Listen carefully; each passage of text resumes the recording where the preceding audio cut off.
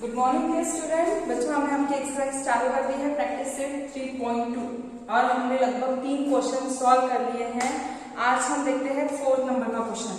ठीक है, तो 4th नंबर के क्वेश्चन की जो डायग्राम है वो इस प्रकार है कि 2 सर्कल हमको दिए हैं। ओके राइट, बराबर है। ओके, और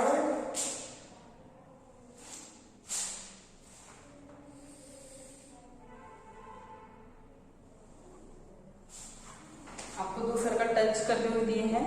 डायग्राम इस प्रकार है, ड्रॉ कर देते हैं। सेंटर एक का पी है,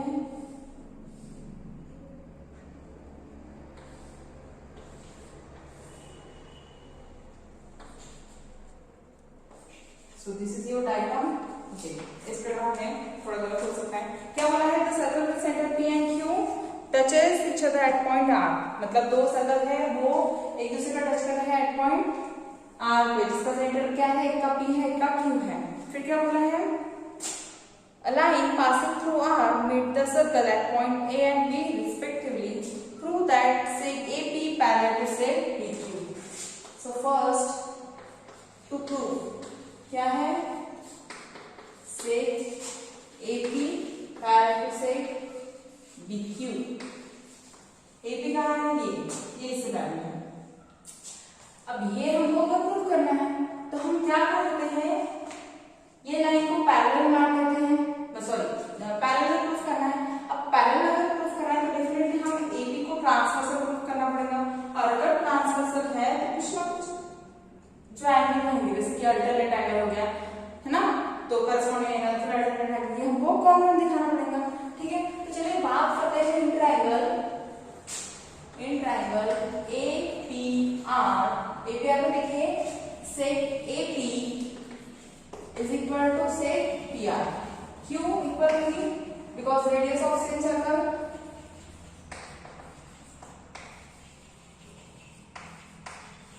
बराबर है। ओके, अगर ये बराबर है दोनों रेडियस, तो बाय आइसोस्केलेस ट्रायंगल थ्योरम से क्या होता है? जो बेस एंगल होते हैं वो कॉन्ग्रुएंट होते हैं। मतलब ये इसके बराबर है तो ये एंगल और ये एंगल ये क्या होंगे? कॉन्ग्रुएंट होंगे। ठीक है, so by isosceles theorem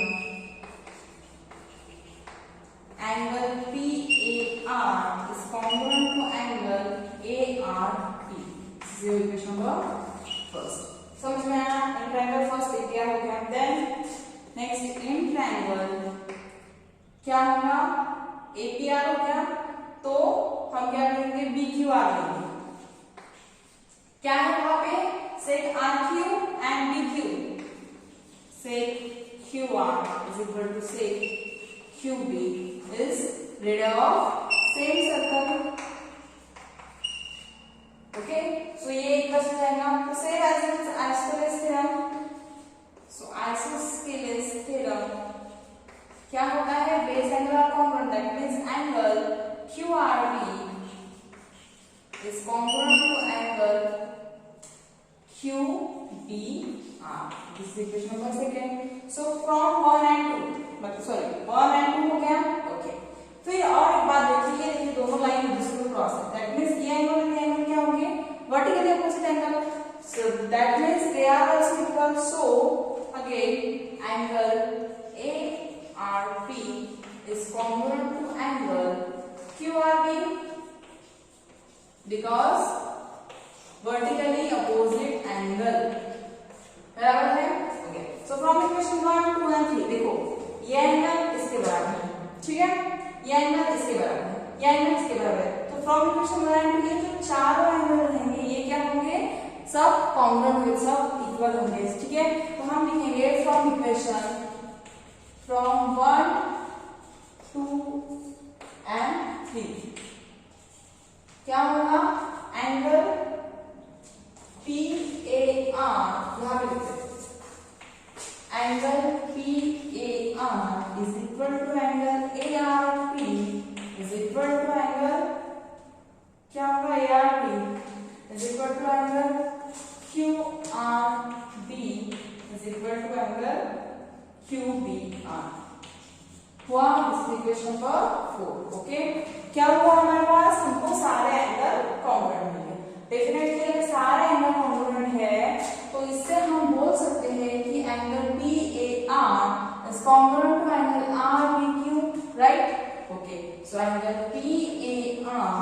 this congruent triangle RBQ है, RBQ।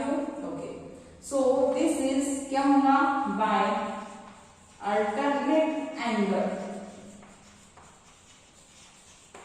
AB is transversal, क्या बोलेंगे हम, say AP parallel to say PQ, right. This is your first, ये आपको फाइंड आउट करना था जो कि हमने किया। देखिए स्क्रीनशॉट ले लीजिए। तो स्टूडेंट आपका कैसे हो गया, फर्स्ट हो गया AB parallel to say PQ हो गया। नाउ नेक्स्ट क्या है, triangle APR similar to triangle RQB find out करना है, ठीक है। तो देखिए हमने यहाँ पे लिखा फाइंड क्या करना है हमको, दोनों जो ट्रायंगल है, ये दोनों ट्रायंगल एक दूसरे से क्या करना है, सिमिलर करना है। आप सिमिलर के लिए क्या करते हैं, हम दोनों एंगल अगर हमारे कॉन्ग्रुएंट हो जाते हैं तो बाय ए टेस्ट हम बोल सकते हैं दोनों ट्रायंगल कैसे हैं, सिमिलर है, बोल सकते हैं ना। तो हमने लिया दोनों ट्रायंगल को लिया, and triangle APR and triangle RQB। Okay, so from equation 1 2 और 3 चारों एंगल कैसे बराबर थे, तो हम बोल सकते हैं ये एंगल इसके बराबर है और ये एंगल इसके बराबर है, ठीक है। तो उसी से हमने क्या कर दिया, दोनों एंगल बराबर लिख दिए, एक अल्टरनेट एंगल लिख दिया, एक वर्टिकल एंगल लिख दिया, vertical opposite angle. Okay, so दो एंगल हम कॉम्पेयर करते हैं, so by A test both triangle are similar, right. Simple सा है, पहले तो हम ये भी कर सकते थे बट उन्होंने हमको ये बाद में फाइंड आउट करने के लिए बोला, इसलिए हमने वो किया। ओके, फिर इसके बाद बोला है एंगल QB सॉरी RQB, ये फाइंड आउट करना है। गिवन क्या है, angle PR is 30 degree. Then from equation 4 क्या था, चारों एंगल बराबर थे, तो चारों एंगल का मेजरमेंट कितना होगा, 35 डिग्री होगा। ओके, तो in triangle RQB, in triangle RQB तीनों एंगल की सम कितनी होती है, 180 डिग्री। ओके, सो हमने तीनों की सम कितनी लिखी है, 180 डिग्री। तो एंगल हमारे पास है 35 and we have to find the third angle. Okay, तो हमने इस तरीके से कैलकुलेट किया और हमको थर्ड एंगल मिला, RQB इज 110। Okay, right. तो this is your question number 4 जो कि हमने कंप्लीट किया है। समझ में आया, देख लीजिए, लिख लीजिए आप। So now next question student, चलो देखते हैं नेक्स्ट क्वेश्चन क्या है। In the figure, the circle with center A and B touches each other at point E। मतलब दो सर्कल है जिसका सेंटर A और B है, वो कहाँ पे टच कर रहे हैं, पॉइंट E पे। Okay, then line here is common tangent which touches the circle at point C and D respectively।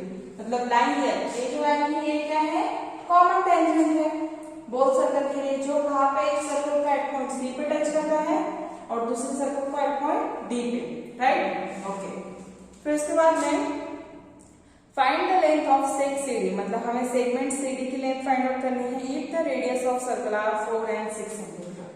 मतलब फर्स्ट जो सर्कल है छोटा वाला उसकी रेडियस रहेगी 4 और सेकंड जो सर्कल है बड़ा वाला जिसकी रेडियस रहेगी 6 सेंटीमीटर। क्वेश्चन समझ में आया, क्या फाइंड आउट करना है, CD। ओके, तो मैंने क्या कर दिया, आपको डायग्राम दी थी, दो सर्कल दी थी, कॉमन लाइन दी थी, तो मैंने सेंटर से उस पॉइंट को ज्वाइन कर दिया, that is the radius. Okay, so first circle की रेडियस कितनी हुई, 4, सेकंड सर्कल की रेडियस हुई 6, तो ये डिस्टेंस रहेगा A वो भी 4 रहेगा और B रहेगा वो 6 रहेगा, because they are radius. Okay, तो हमने लिया A and B are center of two circles touches each other at point E and as a common tangent for both circle, then angle ACD ये क्या रहेगा, 90 degree.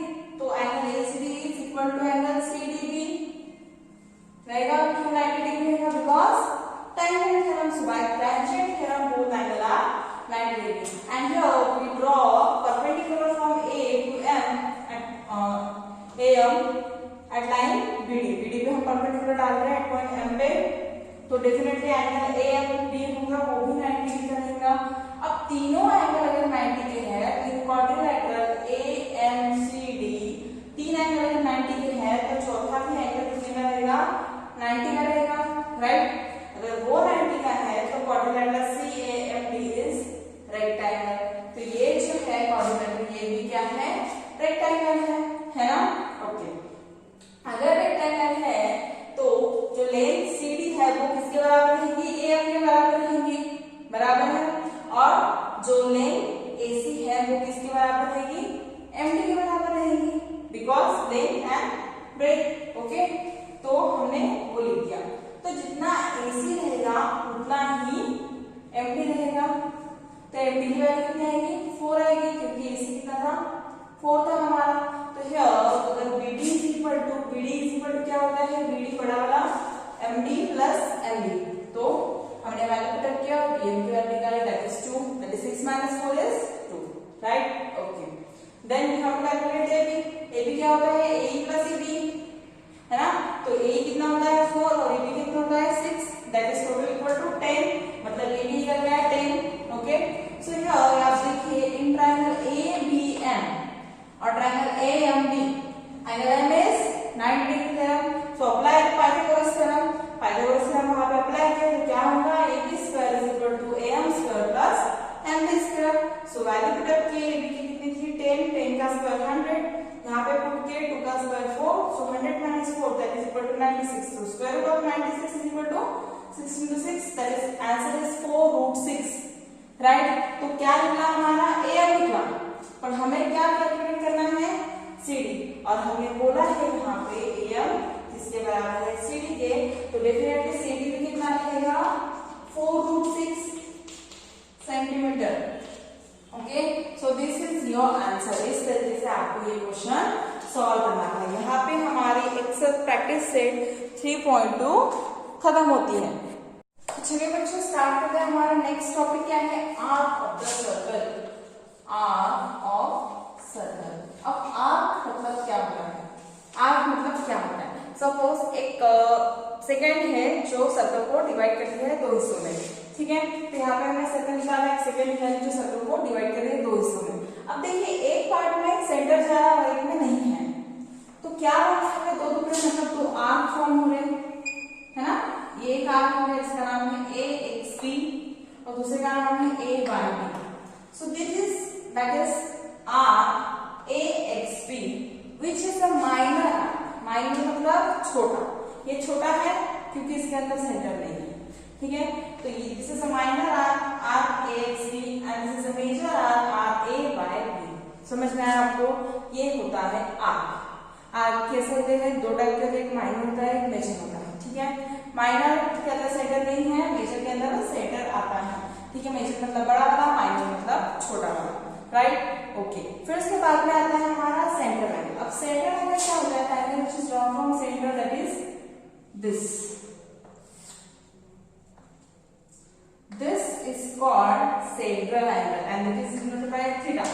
ये अगर theta है मान लो सेंट्रल एंगल, और ये जो सेंट्रल एंगल रहेगा ये हमेशा जितना इसका मेजरमेंट रहेगा, जैसे इसका 30 है तो ये जो आप जितना फॉलो करते हैं वो भी 30 का ही रहेगा, वो भी 30 का ही रहेगा, ठीक है। और अगर यहाँ से सेम ये दोनों पॉइंट्स अगर एक दूसरा एंगल अगर फॉर्म होता है तो ये जो एंगल रहेगा ये क्या रहेगा, ये हाफ ऑफ दैट एंगल, मतलब ये 30 का है तो ये 15 का रहेगा, ये अगर 60 का है तो ये 30 का रहेगा। तो ये जो एंगल होता है, देखो आप दोनों सेम है, इसके अंदर दोनों आप सेम इंटरसेक्ट किए हैं उन्होंने, तो जो सेंट्रल एंगल रहेगा उसके बराबर उतना आर्क होएगा, बट जो यहाँ का एंगल है वो इससे हाफ रहेगा। अब इससे हाफ है तो इससे भी हाफ, वो हम इंस्क्राइब एंगल में पढ़ेंगे, बट अभी के लिए आइडिया दे देते हैं कि ये क्या होता है, ये एंगल, ये इसका मेजरमेंट हमेशा इसके बराबर रहेगा और इस एंगल को बोलते हैं सेंट्रल एंगल, ठीक है। फिर मेजरमेंट ऑफ आर्क अगर हमें निकालना है, मेजरमेंट ऑफ आर्क तो कैसे निकालेंगे हम, मेजरमेंट ऑफ आर्क कैसे निकालेंगे, मान लेते हैं ये थीटा है, ठीक है। तो सबसे पहली बात सर्कल के पूरे इसका मेजरमेंट कितना होता है 360 डिग्री, मतलब measurement of arc AYB plus measurement of arc X कितना होगा 360 डिग्री, मतलब मेजर आर्क और माइनर आर्क दोनों को मिला के 360 डिग्री होगा, राइट। माइनर आर्क सपोज 30 है तो 360 माइनस 30 कर देंगे, है ना। मतलब यहाँ पे ऐसा होता है कि मेजरमेंट ऑफ मेजर आर्क निकालना है तो वो हमेशा 360 माइनस थीटा होगा। थीटा क्या होता है सेंट्रल एंगल होता है ना थीटा। ओके, सो ये हो गया मेजरमेंट ऑफ आर्क, ठीक है। मतलब measurement of major arc is equal to theta minus measurement of minor arc. देखो बच्चों, अब इसके बाद में हमको क्या करना था, दो थ्योरम है, छोटे छोटे थ्योरम है, दो बहुत ज्यादा सिंपल है, ठीक है, वो हम देख लेते हैं आज, ठीक है। सो फर्स्ट थ्योरम में ऐसा बोला है the chord corresponding to congruent arc of the circle are congruent. मतलब कॉर्ड क्या है, corresponding to congruent arc of the circle, मतलब आर्क को कॉन्ग्रुएंट दिया है तो तुमको क्या करना है, कॉर्ड कॉन्ग्रुएंट है कि नहीं ये बताना है। तो डायग्राम ये है हमारी, ठीक है, दिस इज योर डायग्राम।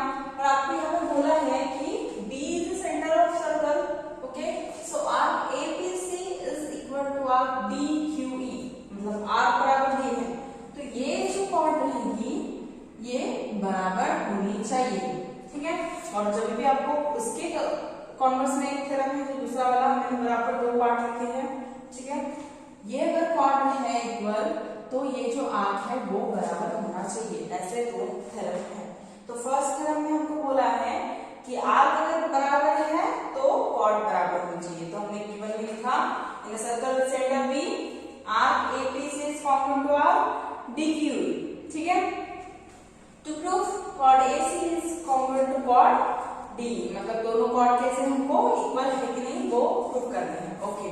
तो हम क्या करेंगे, triangle ABC and triangle DBE, दोनों ट्रायंगल दिए हमने, ओके। अब देखिए अगर मैं इस साइड को इसके बराबर बता दूंगी और इस साइड को इसके बराबर, तो प्रॉब्लम है, क्यों, क्योंकि चारों एक दूसरे से सेम है, बिकॉज चारों क्या है, रेडियस ऑफ सर्कल है, एक ही सर्कल की रेडियस है ना। तो मैंने लिखा sec AB is equal to sec BD because radius of that same circle and sec BC is equal to sec BE। उसके बीच में मैंने लिखा angle APC is congruent to angle DBE। क्यों लिखा दोनों congruent, because arc APC is congruent to arc DQE, ये हमको given है। देखो अगर ये आर्क बराबर है, ये आर्क बराबर है, तो डेफिनेटली जो एंगल वो बना रहा है सेंट्रल एंगल से वो भी बराबर रहेंगे, है ना। तो है angle ABC is congruent to angle DBE, बराबर है, okay. So by side angle side that is SAS states both triangle are similar, okay. तो दोनों ट्रायंगल क्या हो गए, सिमिलर हो गए, राइट, ओके।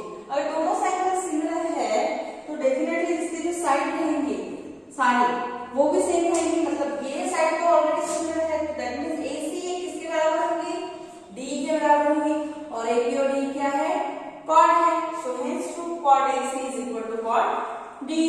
समझ में आया पहला पार्ट क्या था, पहला थ्योरम में हमने देखा कि हमको आर्क इक्वल थे, आर्क इक्वल थे तो हमें कॉर्ड इक्वल बनाने थे। अब दूसरा जो थ्योरम है बिल्कुल अपोजिट है, इसमें हमको बोला है chord are equals then arc we have to prove arc are congruent, okay.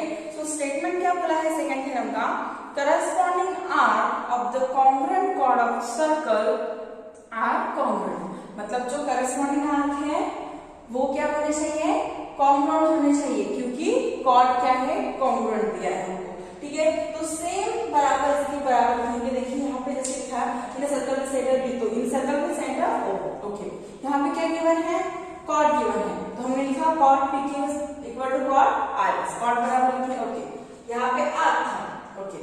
Then to prove arc PMQ is equal to arc RS, मतलब ये आर्क और ये आर्क हमको क्या करना है, बराबर है कि नहीं ये प्रूफ करना है। तो सेम करेंगे इन ट्रायंगल, दोनों ट्रायंगल लेंगे, दोनों ट्रायंगल में साइड को सेम करेंगे, हमने वहां पे दो साइड की थी, यहाँ पे भी दो साइड करेंगे, और ऑलरेडी थर्ड साइड गिवन है दैट इज PQ इसके बराबर है, RS के बराबर है, which is chord which is given equation number 3। So by S test both triangle are similar, अगर ट्रायंगल सिमिलर होते हैं तो उसके सारे एंगल भी सिमिलर रहेंगे, और सारे एंगल सिमिलर होते हैं दैट मींस एंगल POQ इसके बराबर होगा, ROS के बराबर होगा, ठीक है। अगर ये बराबर है तो डेफिनेटली जो आर्क को फॉर्म कर रहे हैं वो भी बराबर होंगे। So angle POQ is equal to angle ROS that is equal to measure of arc PMQ is equal to measure of arc RMS। ये आपके आज के दो थ्योरम थे, ठीक है। आप स्क्रीनशॉट ले लीजिए और अपनी कॉपी में लिखिए। तो स्टूडेंट आज के लिए इतना काफी है, बाकी जो नेक्स्ट है प्रैक्टिस 3.0 वो हम कल पढ़ेंगे। Thank you.